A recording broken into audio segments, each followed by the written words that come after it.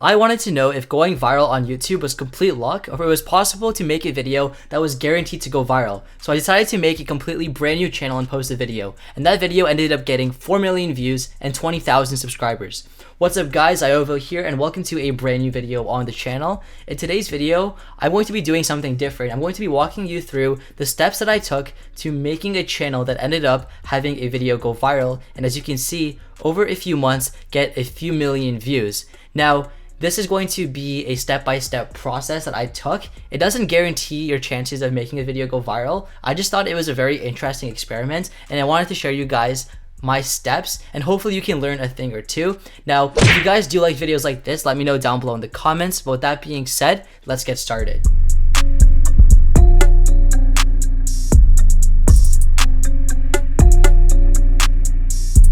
Now, step one of making a potential viral video is finding the perfect topic. And I thought this was the most important step by far, because if you can't think of the right topic, then you can't have a video go viral because people won't be finding your video. And the way I wanted to find a topic was through using the YouTube search because it was information I had available. Now, for some reason at the time, I was very into Rubik's Cubes, so I wanted to make a Rubik's Cube video that could go viral. So I went on YouTube and all I did was spend an hour or two on this search finding the perfect title for my video. So the first thing I searched was how to solve a Rubik's Cube. Now the reason I wanted to find the perfect title was because I thought that maximizing my chances of having a video go viral could be accomplished if my video could show up on the first page of a certain search. So when I searched how to solve a Rubik's Cube, I noticed that I would be competing against videos that had 35 million, 29 million, 15 million views, and it would be near impossible to reach the first page and be one of these top 20 videos to appear. So I kept going through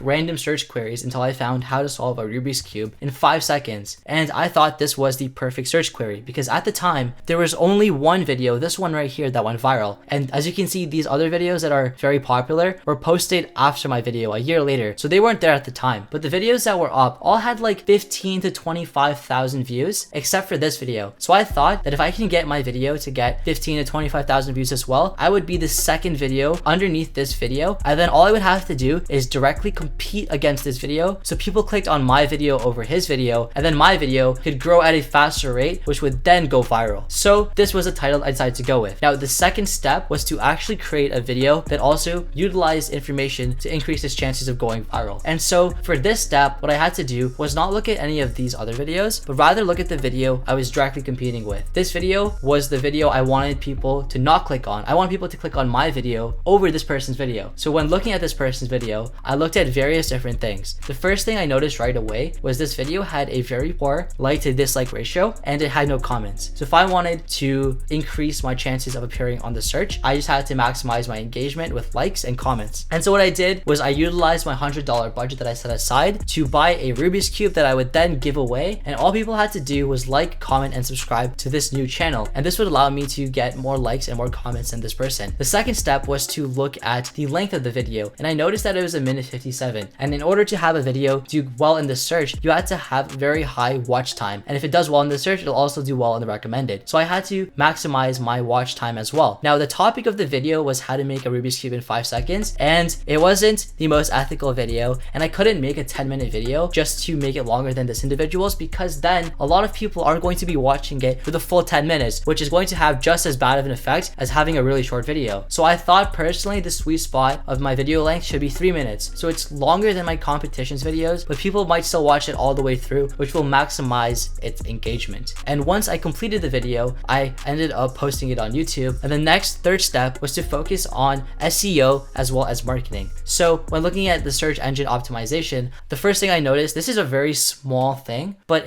they had the word easy in caps. So I thought that I could then, make my video more appealing by having a fire emoji. I then looked at the thumbnail and thought, okay, if I see another video, what's going to make me click on my video? And I thought changing the text to red would be a small thing that made my video more appealing, as well as having the before and after Rubik's Cube. These once again sound very stupid and they're very small steps, but I wanted to maximize my chances. And I thought this would make people want to click on my video more, and it ended up working. So that's how I made my thumbnail and title. And then for the description, all I did was make sure that I had all the search terms that I wanted, such as how to solve a Rubik's Cube and the various times. And then the final step was to post the video and then spend the rest of my budget on YouTube advertising. So I spent about the remaining $50 or $60 on YouTube ads. So when people watch Rubik's Cube videos, mine would be the first one to show up. And the reason I did this was because if we go back into the search term, I had to be second, and I was competing against videos that had 10 to 15,000 views. And if I did this, I would be able to get 10 to 15,000 views right away. And then my video became second. And then because of my thumbnail and title, more people clicked on it, which then made it go viral. So those are the 4 steps I took. I thought it'd be pretty interesting to share. And I tried it a second time, and the second video got 180,000 views. So it's been consistent so far. But let me know what you think, and let me know if you guys enjoyed this video. But that's about it. If you guys did, be sure to give it a big thumbs up. And as always, thanks for watching. My name is Ziovo, and I'm signing out.